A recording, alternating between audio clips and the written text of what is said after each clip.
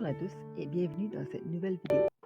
Aujourd'hui, nous allons plonger dans l'histoire fascinante du château d'eau de Loretteville, un élément crucial du réseau d'aqueduc de la ville de Québec.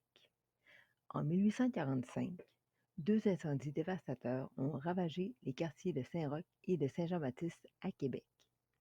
Ces événements ont souligné l'importance d'un réseau d'aqueduc pour la ville.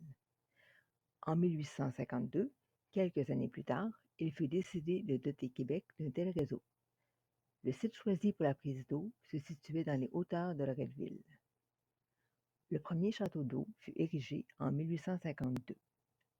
L'ingénieur américain George R. Baldwin recommanda d'établir la prise d'eau sur la rivière Saint-Charles à Sainte-Ambroise de la Jeune-Lorette.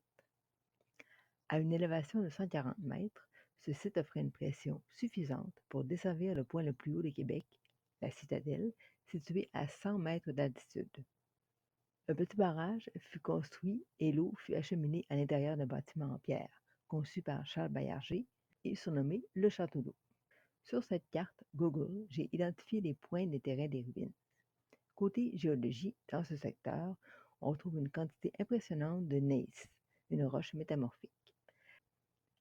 Les ruines, près de la passerelle, sont les vestiges d'anciennes structures industrielles et résidentielles datant des 18e et 19e siècles. Ces structures faisaient partie des premiers développements de la région, incluant des moulins à eau et des bâtiments liés à l'industrie locale. Merci d'avoir regardé cette vidéo. N'oubliez pas de vous abonner pour découvrir d'autres histoires passionnantes sur notre patrimoine.